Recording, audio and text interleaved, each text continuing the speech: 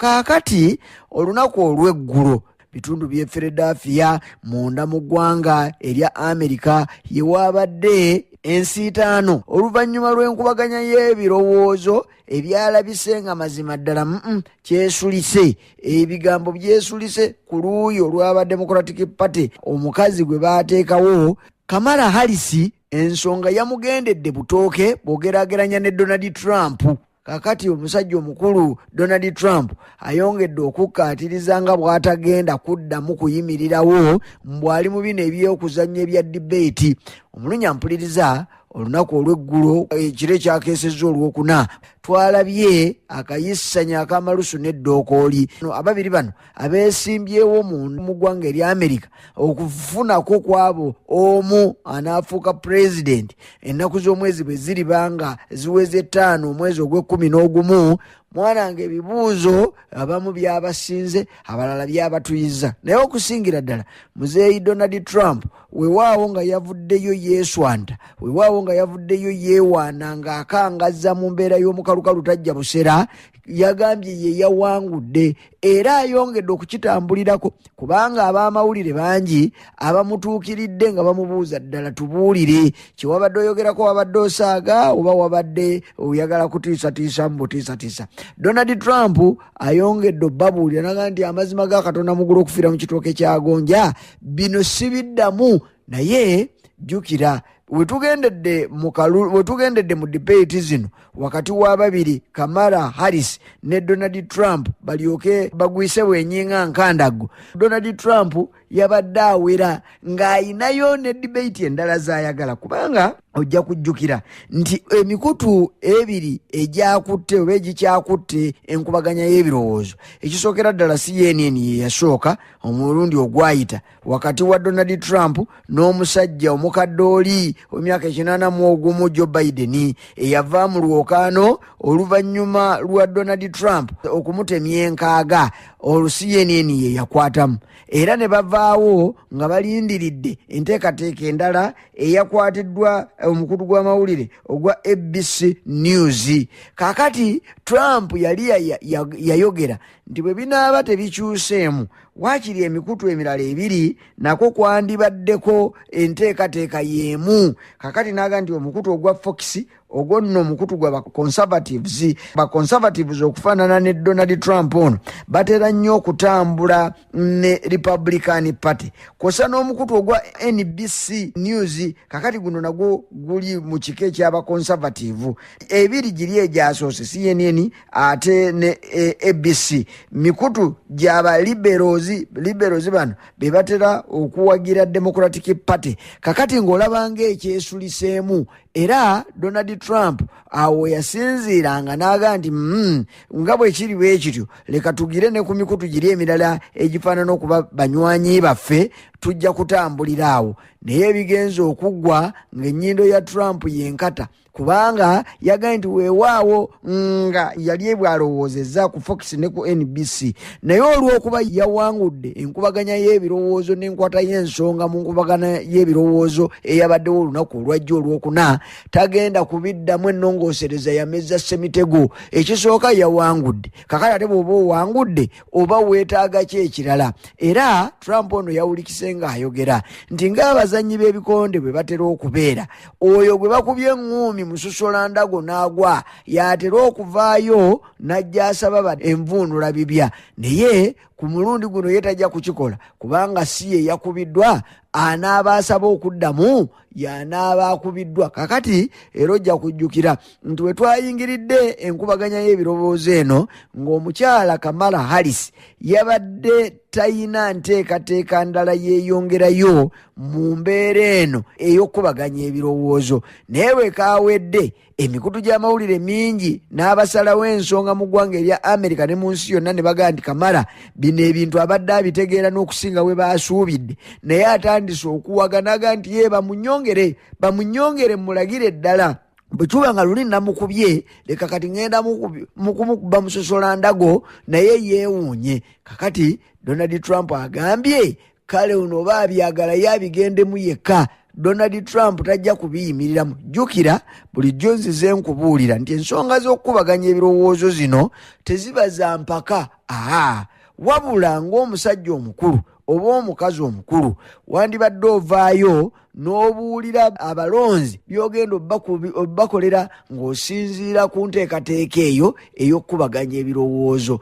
Olunaku olwayise oluvannyuma lw'enkubaganya y'ebirowoozo amawulire gaaleese nti obutafaanana na mulundi guli ogwayise abantu ababadde bagoberera ate nga mazima bandyagadde okwongera okugoberera emikutu egy'enjawulo naddala ng'enkubaganya y'ebirowoozo ekomyewo.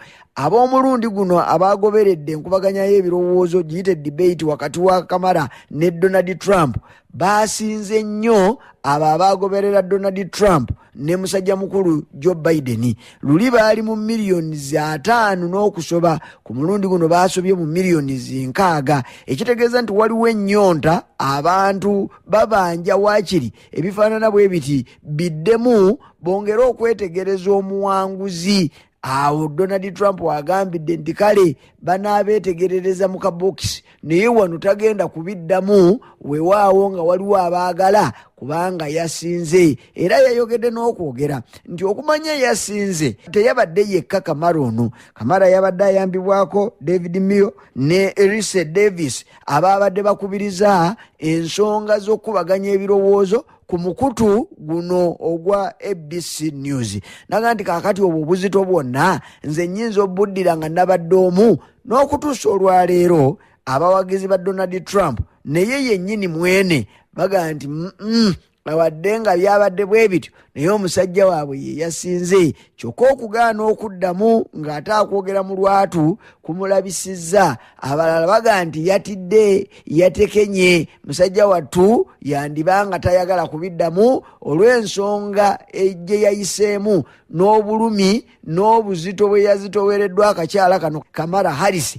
Ensonga eno teyinza kuddikamu ne bwe wandibadde ggwe. Omulungi ampuliriza ebigambo bwe bityo bwe byatambudde naye ekikulu tuyinza obutaddamu kufunayo lutuula oba nkubaganya ndala ey'ebirowoozo we zinaatuukira nga 5 okulonda kulyoke kubeewo omwezi ogw'11 abalala kwe babadde beesunze nga baga nti oba oli awo waliwo ebyasigaddeyo ebisaana okuttaanyizibwa abakulu bano ababiri. Olwo nno gwe wamma twawule omulenzi ku musajja. Bwe bityo nno bwe biri tujja kwongererezaawo naye era katugende mu maaso. Mboozi ya World Report galubindizo kankutwaleko ne mu ggwanga erya Ukraine oba olutalo oluli wakati wa Ukraine n'eggwanga erya Russia. Ekituufu olunaku lwadde lwaggulu amagye ga musajja mukulu Putin ne galangirira naye yennyini mwene Putin n'alangirira nti kaakati bavudde mu kuliisa ebijanjaala empiso leka beeyiseeko engeri y'ekisajja ekikulu basirisa ekimala ate nga n'asirika amanya kubanga bulijjo ekikere bakibikira kwa musana ne kijja kyanyaaga okwenkuba. Omulungi ampuliriza njagala kukubuulira nti kakati omwezi tegwaweze ng'ennaku z'omwezi 6 omwezi guno ogwa Mutunda kubanga zaali 6 omwezi guli ogwamuwakanya abasajja aba Ukraine ne balyoka bakwata eggye liri lyennyini eryalagirwa ne balisindika munda mu ggwanga erya Russia.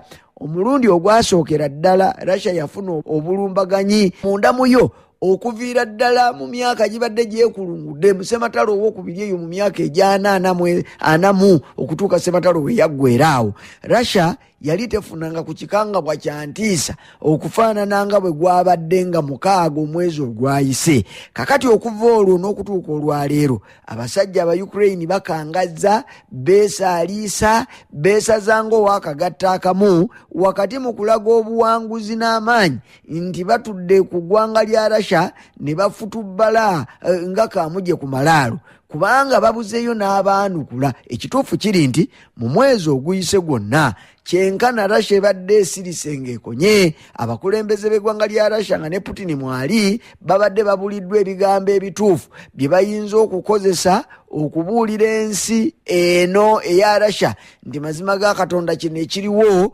bulumbaganyi bwennyini. Baatuuka n'okutya okuga nti lutalo. Kyokka olwavaawo Putin ne yeekaziriza ddala n'aga nti abange bino temubinnenyeza kubanga si nze nzekka alina okufaayo kukulaba nga obutebenkevu bubeera mu nsi eno. Eno mu ggwanga erya Russia mu kitundu eky'Kursk gye baayitira, Putin gye yabiteeka naga nti ne bano nabo bavunaanyizibwa kyenkanyi okulaba ng'ensi eno teyingirwa ng'ayingira mu nju ya nnamwandu omutali musajja.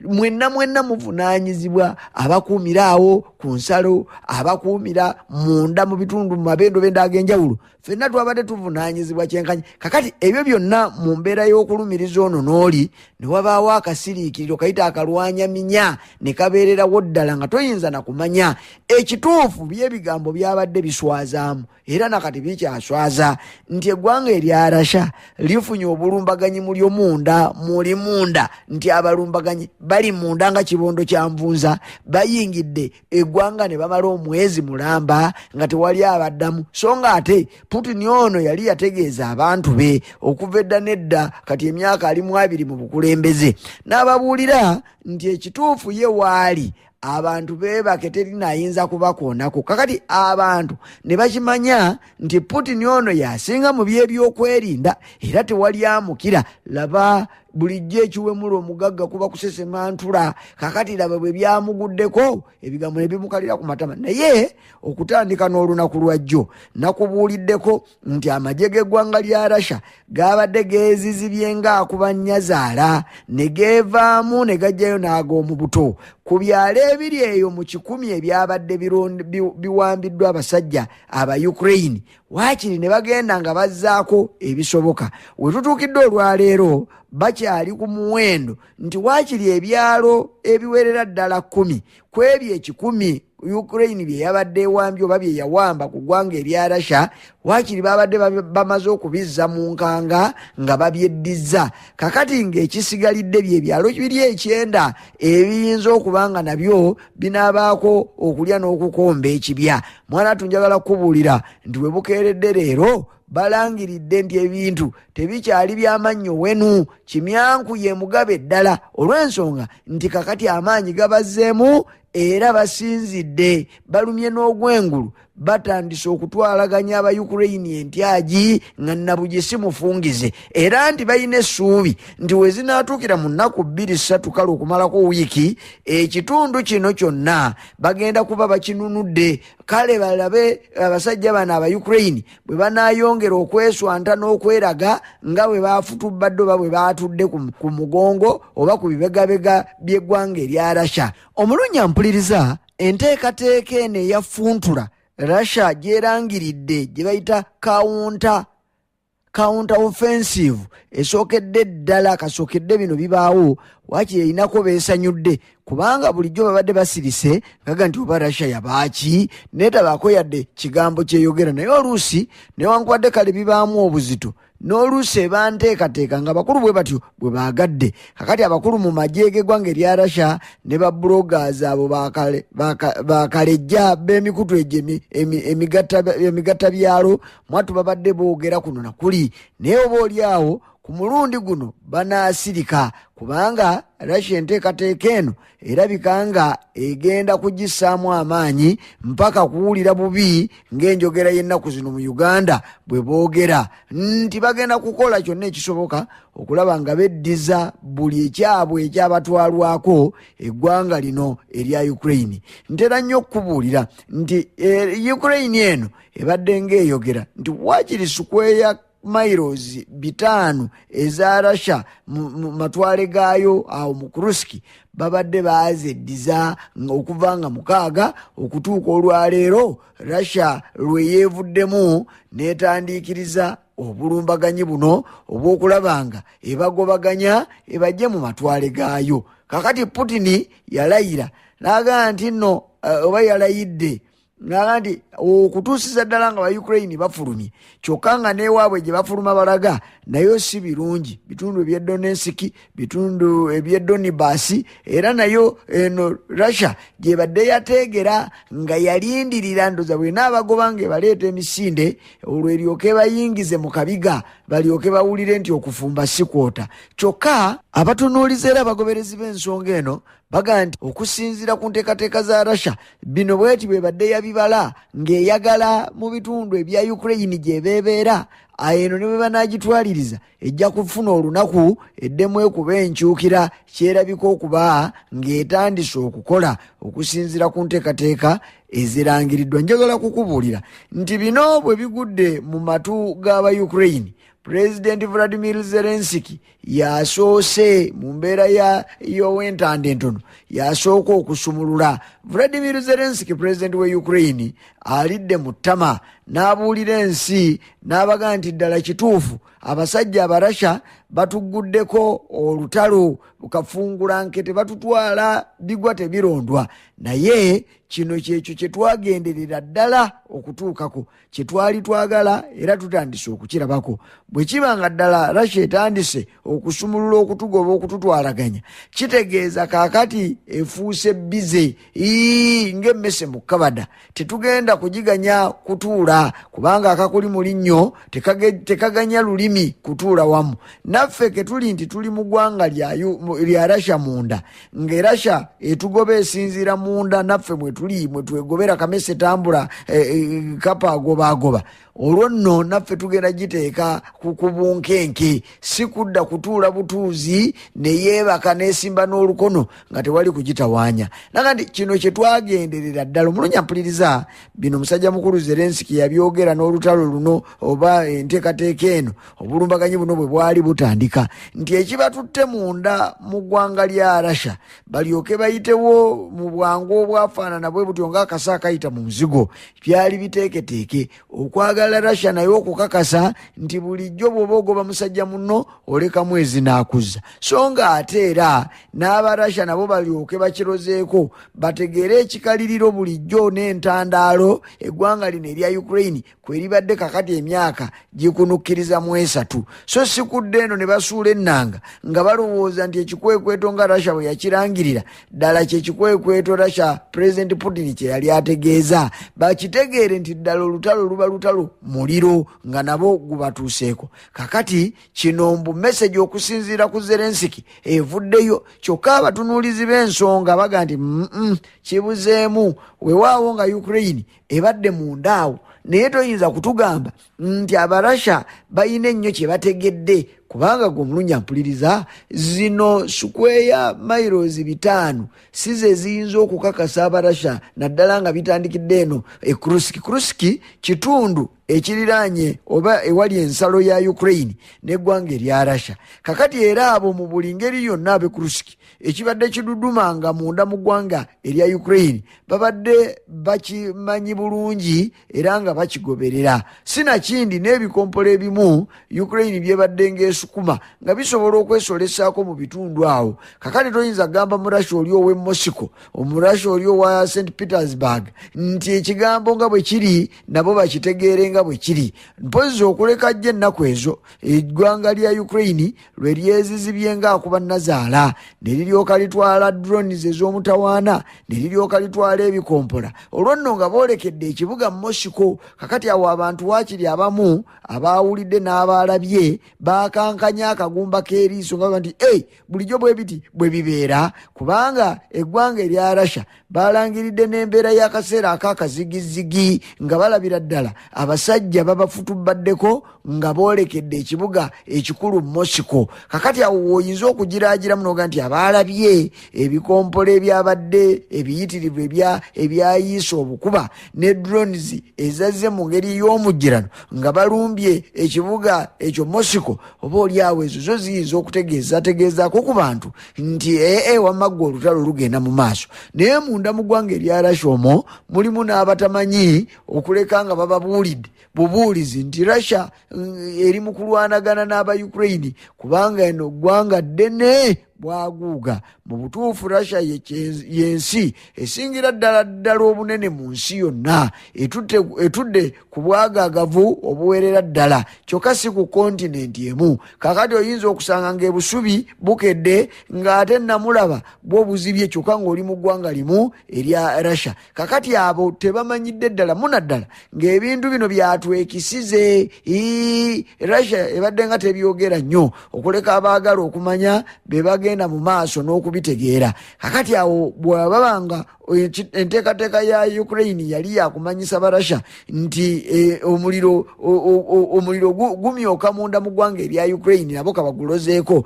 Waliwo abatategedde bulungi okusinziira ku batunuulizi b'embeera eno nga baga nti wadde nga babaddeyo ebbanga ekulusiki awo naye waliwo embeera ebadde eyekiyita mu lujja abantu gye batategedde. Kyokka ye Zelensky agamba nti ye ne bwe banaabatwalaganya nga Russia bwerangiridde kituufu naye tewali nnyo nabo bino bye baali baagala bituukewo. Omulungi ampuliriza kati awo kimaze okukakatira ddala nti ebintu byebyo bya ddala Ukraine eri mu kugobaganyizibwa ate ku sipiidi kwegendera eyinza okwekanga bwe kutaabe kuwonga nnyo ng'ebuliddeyo bwetyo nga mulongoose neeyitirayo. Kakati mu mbeera eyo gwawagira Ukraine lubakyoya naawe awagira Russia yonna wooli tandika bw'oba okuteka laadi oba sapuli osomeeyo kubanga ne gye mwabadde mwekwese balabika okuba nga batandise okubatwalaganya entyagi. Birungi si birungi